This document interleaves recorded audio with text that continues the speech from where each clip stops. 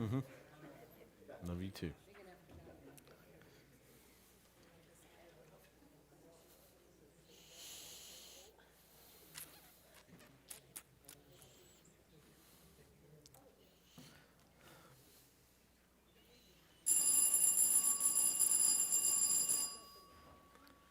I was patient enough to wait for that.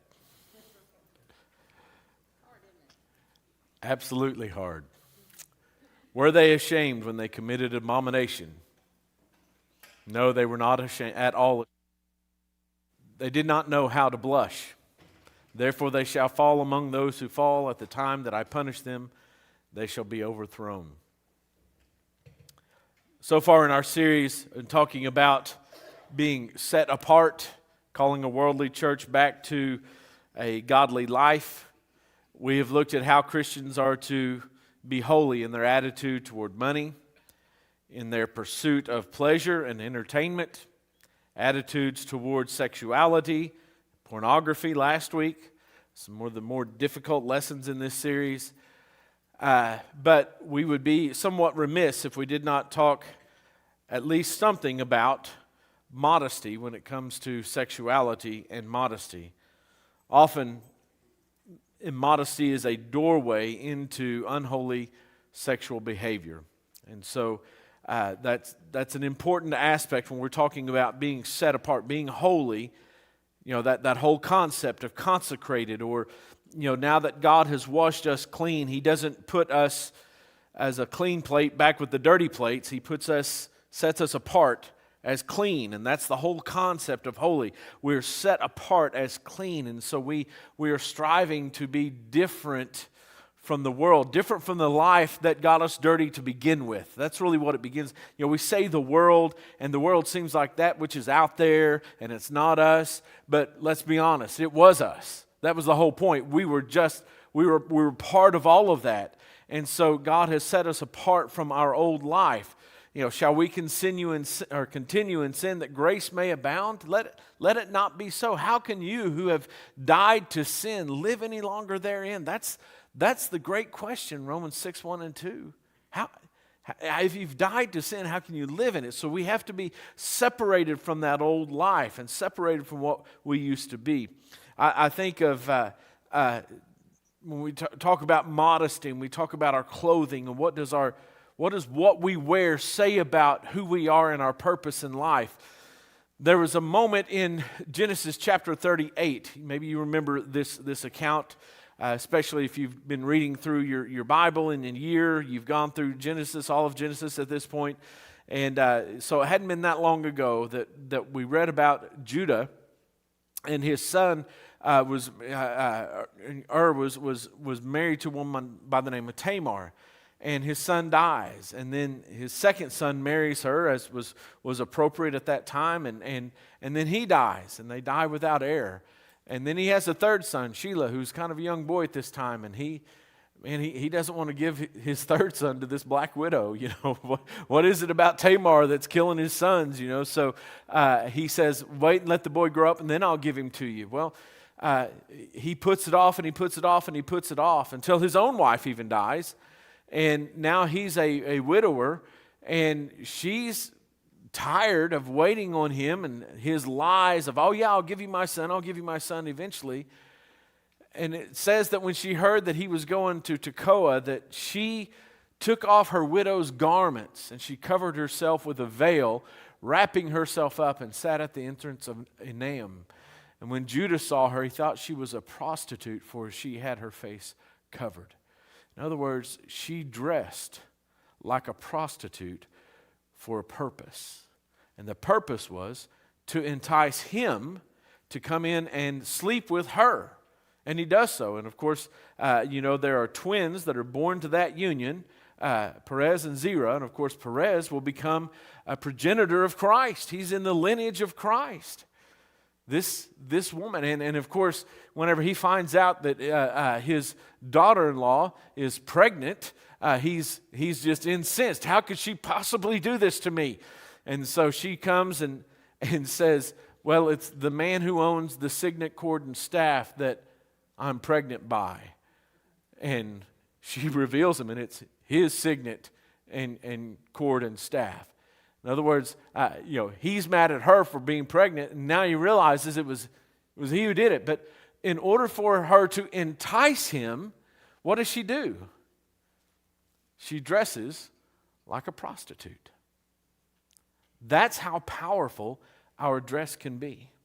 It can change our identity and our intent in our everyday life. And so that's why we have to be aware of these things. The state of fashion has long been a concern for Christians. As one designer explained, he said, I design clothes for women that make men want to take them off. That's what he is trying to do, right? The old adage is sex sells. And so designers and marketers of clothing lines, they are constantly pushing the boundaries of sexuality and modesty to make another dollar. Remember, that's the bottom line for them. That's what it's all about, is to make another dollar. And so, for example, in the early 2000s, there was a clothing line. Some of you have heard of Abercrombie and Fitch, and they produced a catalog a few times a year, and it was much anticipated. Everyone wanted the A&F or Abercrombie and Fitch catalog. But to buy it at a retail store, you had to show proof of ID that you were at least 18 years old to buy it. Mind you, when the Sears and Roebuck catalog came out, you didn't have to buy it. And you didn't have to show proof of age to acquire it. But it sounds like they're producing something other than just a mere catalog, Dean. That's what it comes down to. They are producing something that sells in itself. And, I've not gone through an A&F catalog, but I know. Now, I will say, for the clothing brand, they have somewhat tamed things down a little bit. I'm not even sure they're producing a catalog anymore or anything like that, but that was the mentality. And you had to be at least 18 years old to purchase their catalog, to look at their clothes, to purchase their clothes. I was getting ready for this. I was reading different articles about fashion. And one particular one, this was from 2024, so it's a couple of years old. But it's pretty tame. And there's two things about it that I want to point out. One, the author was going through and she was talking about trends in 2024. And she was giving 5 trends. Now, if you go and look up the article, there's only 4.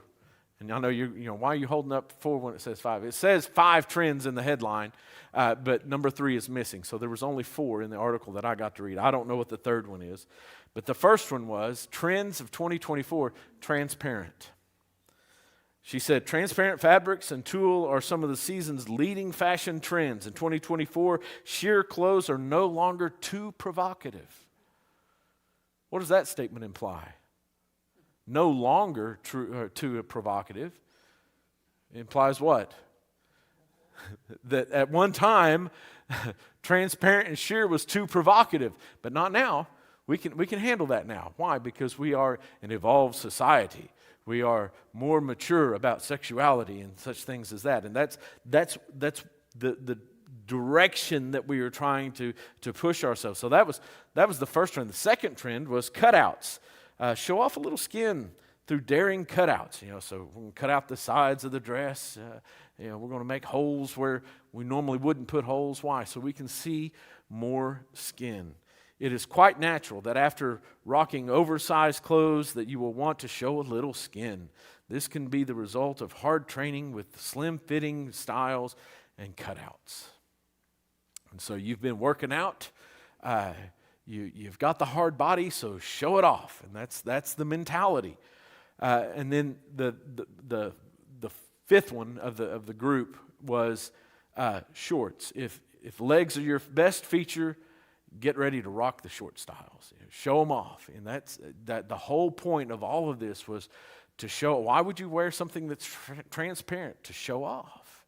Why would you cut out, strategic places of your clothing? Well, that's to show off. And we're going to wear the short shorts, so we can show off those legs as much as possible. And so trends and styles are set by people of the world that are geared for what sells and what brings in the most money. And Christians are held hostage to that. It's just a simple fact. And that's why when you go to clothing stores, especially if you're buying for teenagers and things like that, younger kids or young adults, it's difficult to find those fashions which look good and are modest, because that's not what sells as much. And so from the one-click zip short shorts to the plunging necklines, Christians face a fashion world that is full of pitfalls and obstacles. And in that same article, she mentions how Dolce and Gabbana, I think I'm saying that right. This is a high-end fashion here. They have started marketing a modest line of clothing. And in it, they offer about 5 different styles of hijabs. So here's what they offer. Cutouts, transparents, and sheers, or hijabs. Surely there's something in between those two extremes. And there are. It may not be from Dolce & Gabbana. It might be someone else. But there's definitely clothes out there. I mean, we're all wearing them. Most of us did not make our own clothes for tonight, so we can find them, right? And I will say that when you get my age, it's a whole lot easier to find clothes that are modest than, when I was younger, right? We all went through the clothes that are the form-fitting and the tight. And I did an article years ago, and I called it the 2x4 rule. If your clothes are too tight, too sheer, too short, and I don't remember the other one now, but there were 4 rules that there were TOO too. But it was my 2x4 rule. Well, and the whole point was be aware of what you're wearing. I always like to use, Adam and Eve. When they ate the fruit that they weren't supposed to, they realized they were naked, and they sewed together aprons of fig leaves. I know the art, says, it was a fig leaf, and they were just, he had one and she had 3, and they were strategically placed, and it was fine. But that's not what the text actually says. It says they sewed together fig leaves. So they each have more than one, and yet when God comes to him, he sacrifices some animals and makes animal skins that will cover them, because in their sight, where they thought they were safe, God says you need more. That's a principle sometimes that we need to be looking at, is that the fact that we do need more than we often get. So let me ask this question: What is fueling the trends of immodesty in modern fashions? What fuels that? And I think obviously, we already mentioned sex sells, and sexuality is definitely a part of that, but there's other things as well. Brother Miller?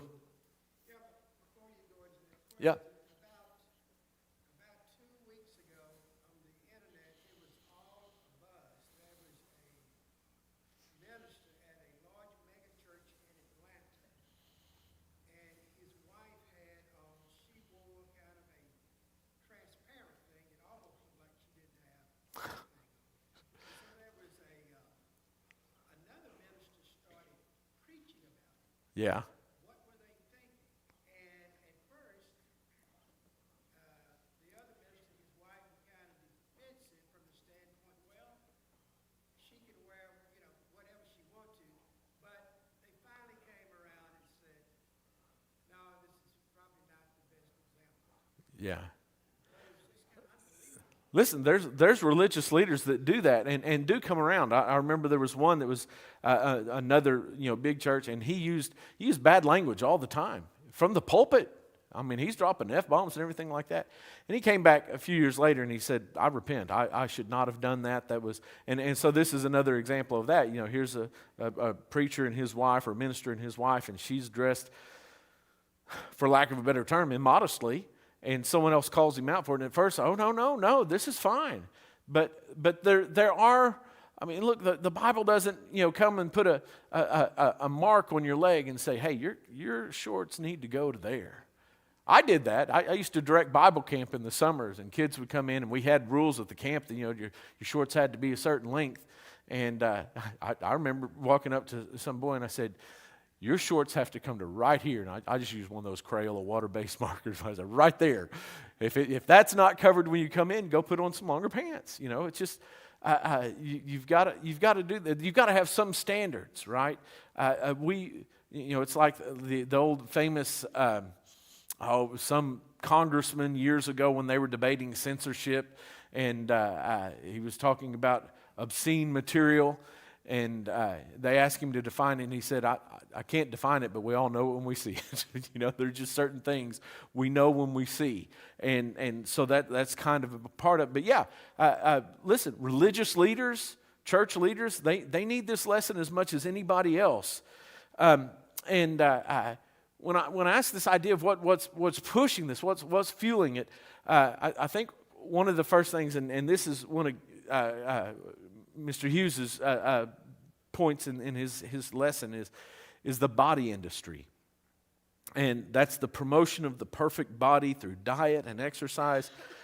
Forget about what your genetics are. Forget about what type of body you have. Suddenly the body is not a tool to be used to glorify God. The body becomes our God. We feed it a certain way. We exercise a certain way. We do everything so that our body becomes our God. Our body becomes something that is objectified, not necessarily just by myself, but if I'm a guy, hopefully it's objectified by the right girls, and if I'm a girl, then I'm hoping that it's objectified by the boys.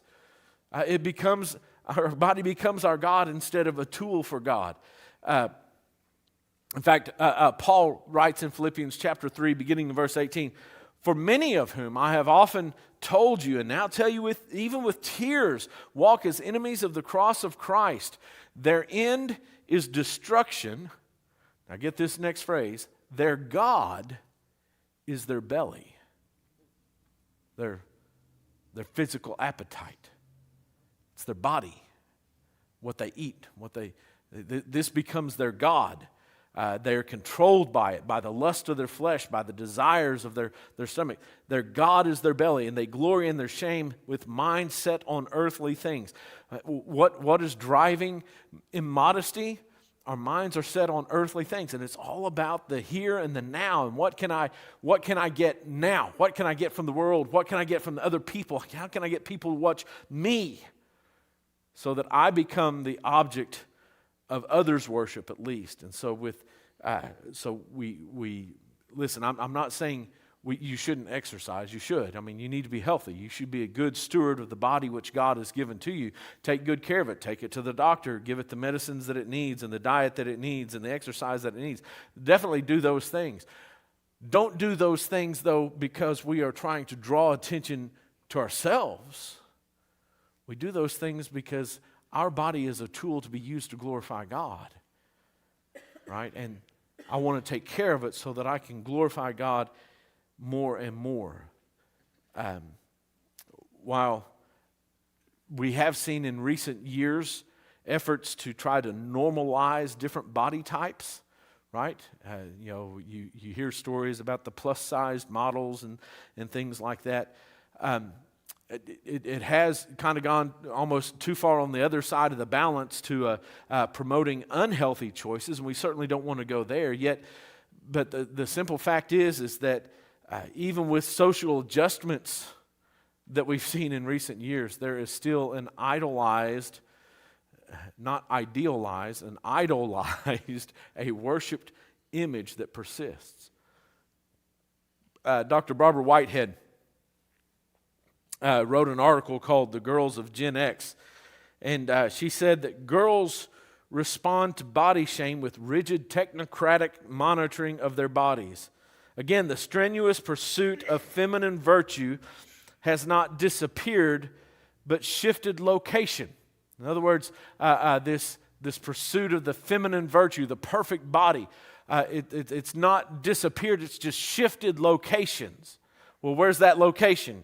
She says that the virtue of staying sexually pure has now become or been replaced by the virtue of staying physically fit.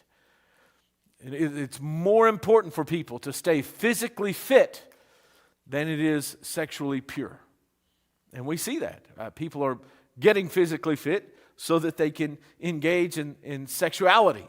That's a big part of it. And so she sees that. It does not take a degree in cultural anthropology to figure out that more is going on here than mere exercise. In a girl culture today, working out is the new self-purification ritual, deeply invested with positive moral meanings. Working out, that's self-purification rituals, work out. Detox, sweat it out, right? That's the mentality. She goes on to say, good girls work out, bad girls let themselves go. In the same way, eating has become a means of self-purification, and food itself is moralized. Is this healthy?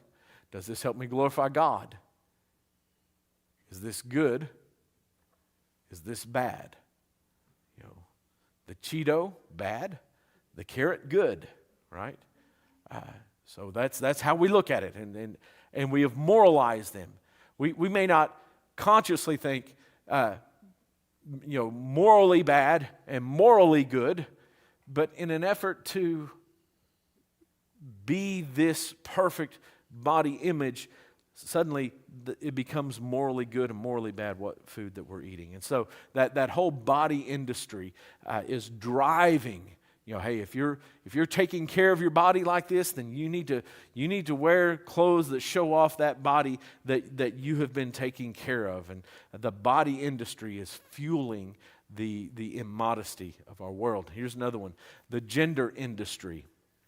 Men are feminized and stripped of masculinity. I always think of 1 Peter 3 and verse 7. Likewise, husbands, live with your wives in an understanding way, showing honor to the women as the weaker vessel, since they are heirs with you of the grace of life, so that your prayers may not be hindered.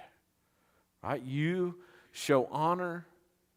The idea, he says in Ephesians 5, nurture and cherish your wives as your own body. Take care of them as you would take care of yourself, right? Well, that's a masculine thing to do. That's why he says men, and he's talking about their wives. That's a masculine thing to do, but we are, in our modern culture, stripping men of masculinity. I know we do it under the guise of toxic masculinity, but many of the things such as a desire to protect and defend your wife and your kids, all of a sudden, those are the things that desire to protect and defend. That's the toxicity that people don't like. They want men to be more feminized. And so you have the feminization of masculinity. Then we look back in the 1960s during the sexual revolution. Women were encouraged to take a more masculine role and shed their femininity. Increased libido, unified expectations as boy, whatever, anything a boy can do, a girl can do better. Imitate the boys, talk like men, and so the femininity of women was taken away as she began the same crude language as men. That's one place I think men ought to take away the crude language, but increased competition, disregarding biological differences. I remember it wasn't too long ago that men and women are biologically the same. I remember hearing a woman who was a big proponent of modern feminism.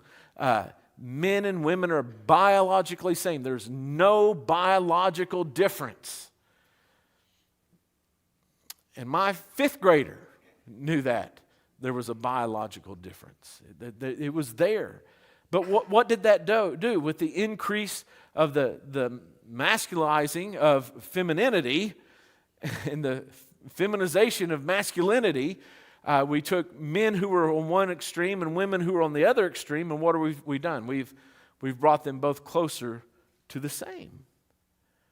And we've blurred those lines of gender. And now they're seeking, women in general, are seeking to be more provocative in their dress. They've got to attract. And so the gender industry itself is causing it. We see it even in the beauty industry. Boys and girls, especially girls, and I'm not saying this because I don't like girls. I'm just saying because of the statistics. Statistics show that girls and women are more apt to do these things. They feel compelled to meet the impossible standards, and so frustrated that they're not measuring up. They've not got down to the right size. They don't have the right measurements here and there and all the right curves and everything. And so they go to the beauty industry that sells them implants and procedures and surgeries and injections and drugs of every kind to thwart genetics. We've got to change that. Now, again, mostly girls, but that doesn't mean men are not doing the same thing. Absolutely are. And so they're, caught up in the same industries that these are caught up in. And then I would also add the idea of the lust industry. Girls see what boys look at. Daughters see what turn their fathers' heads. And that's important. You fathers of little girls, what turns your head? Because your daughter is watching. And if it's not mama when she walks by, and it's another woman, your daughter's going to see that other woman. Well, daddy likes that kind of woman. She wants to please or grow up and please her daddy, so what's she going to be? She wants to be the kind of woman that turns her daddy's head. And so men, be careful what you're staring at in public. I can't emphasize that enough because your daughters are watching you. You can't get away from it. They want to be that girl that turns their daddy's head or turns their brother's head. The men that they respect, who are they looking at? The one that turns their heads and draws their eyes. And that's really pride. It's about pride. I want that for me. And that's the self. I want that.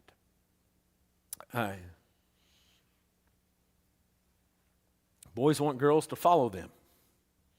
They want girls to chase them. Few things, guys, if we're honest about it, few things are more alluring to men than a woman who wants to be with him. Not the woman who has to be with him, but a woman who wants to be with him. It fuels the ego, pride, yes, absolutely. But there's few things that are more alluring than that this woman wants. So he exposes his ripped abs so that he can become irresistible, right? And so he takes his shirt off in front of the camera and all the things. None of these industries, however, actually enhance real beauty. And that's what's important here, is there's real beauty that God has created in us, in each one of us. And it might be physical beauty, that's fine, but the true beauty is that inner beauty, which these industries do not enhance. They do not highlight those things. So what has immodesty done or impacted in our society? I like Song of Solomon 4 and verse 12. He says, a garden locked is my sister, my bride. A spring locked, a fountain sealed. And so you see three things here, this idea of a garden, a spring, and a fountain, and they're all locked up, right?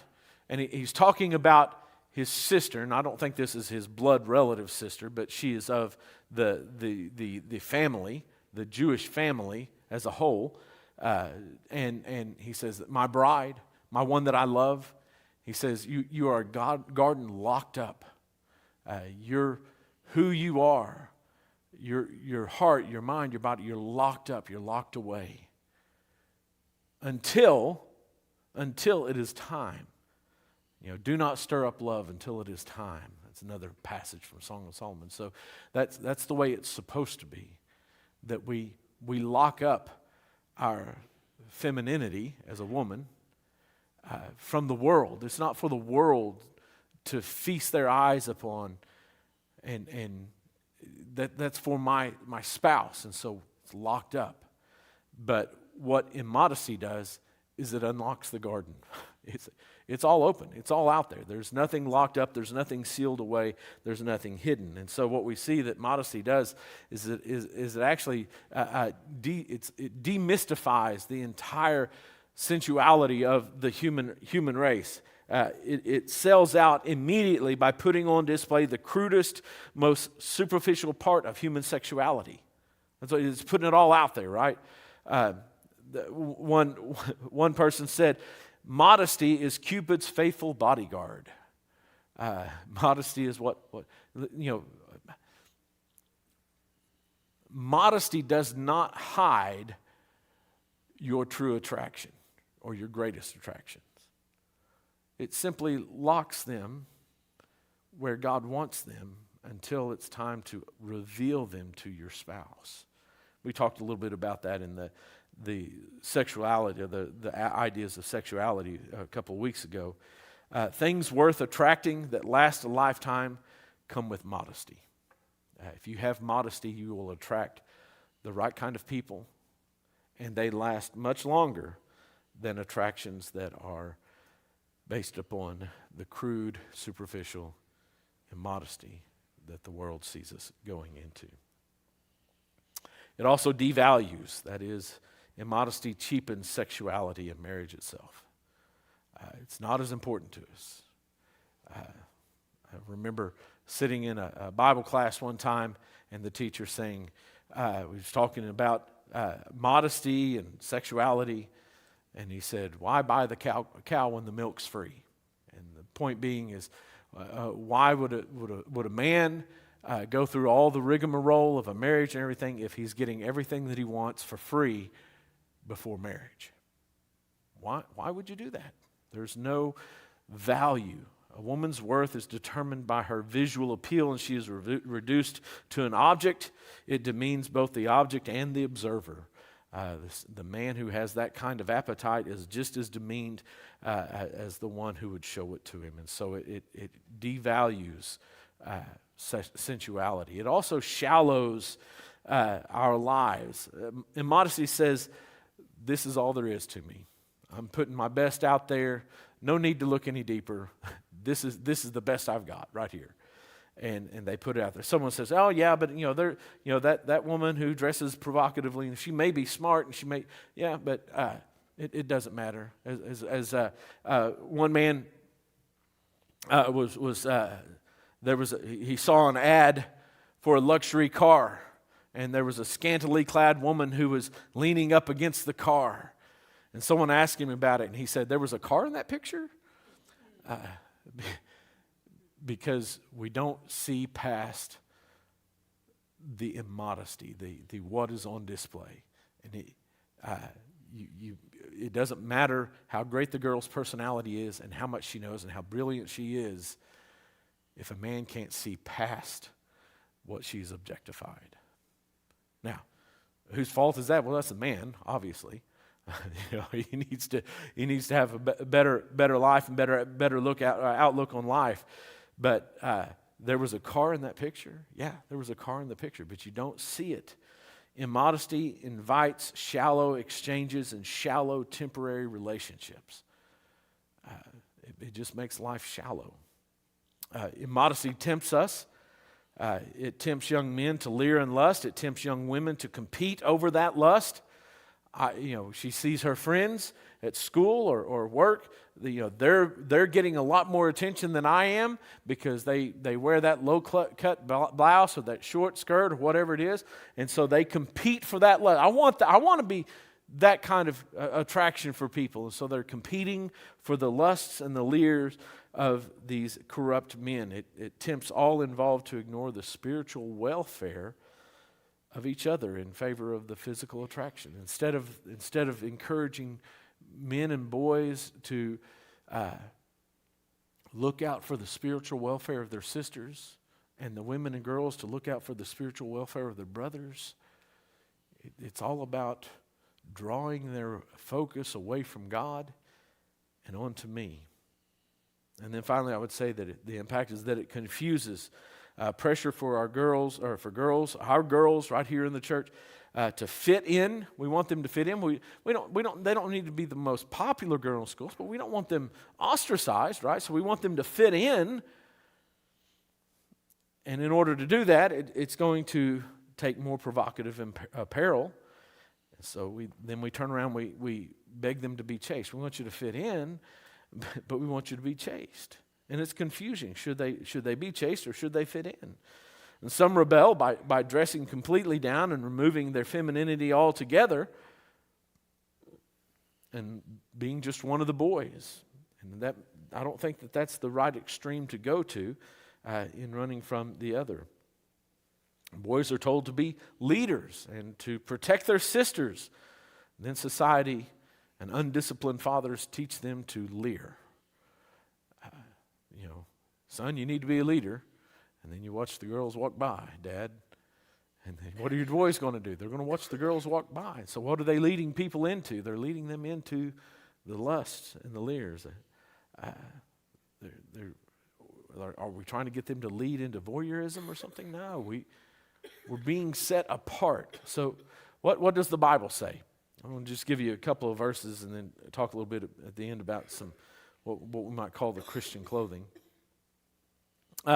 In 1 Timothy 2 and beginning verse 9, likewise also that women should adorn themselves in respectable apparel with modesty and self-control, not with braided hair and gold or pearls or costly attire, but with what is proper for women who profess godliness with good works. God is concerned, and He understands that there is a deep desire in men of physical attraction toward the female form. We may not like to talk about it like that, but it's there. And I will tell you, that is one of God's gifts to the family. Because it makes the man naturally attracted to his wife. It's good for the family.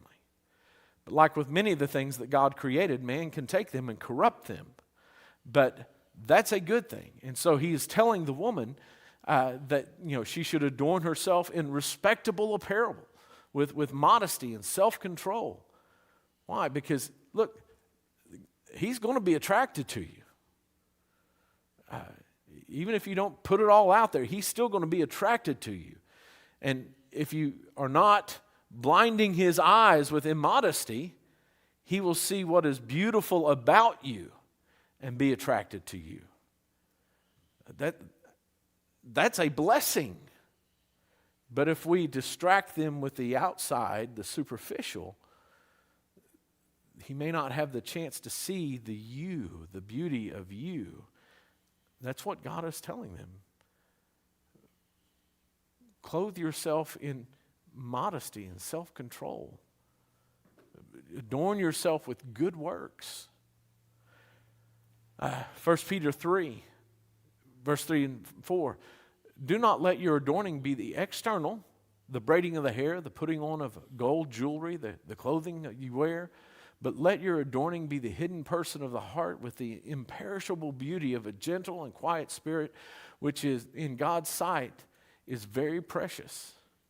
Just as God gave man the male of the species a burning desire toward women, he says, look, women, I gave you this beautiful, gentle spirit that will attract the right men. When I mentioned a moment ago the gender industry of blurring those lines, that's one of the things we're trying to blur. We're trying to get women to have that innate sexual appetite that men have, and we're trying to get men to be more attracted to that and show more of the quiet, gentle spirit. We don't want them to be ogres, So we're pushing them together as if they're the same, and we're drawing into or close to narcissism. It's really getting close to narcissism, which, narcissism is the love of self, right? So we were very far apart, But now we're drawing both of them closer and closer and closer so that men are more like women and women are more like men, more like themselves.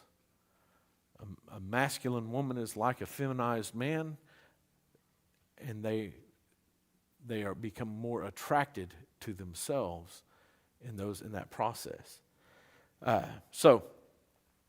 One other one here. This is supposed to be 2 Corinthians 4:16. Though, so we do not lose heart, though our outer self is wasting away, our inner self is being renewed day by day. This body that we put on display in modesty is wasting away, right? Beauty fades. That's what we use that phrase. Beauty fades on the outside, but on the inside, what's happening? The inward beauty is being renewed day by day. So let's look real quick at the Christian's clothing. Paul uses this a lot, the put on.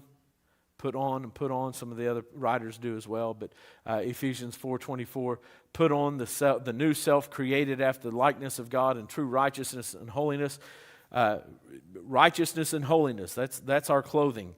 Put on the whole armor of God that you may be able to stand against the schemes of the devil, to stand against those schemes. That's put on the toughness to stand against the schemes of the devil.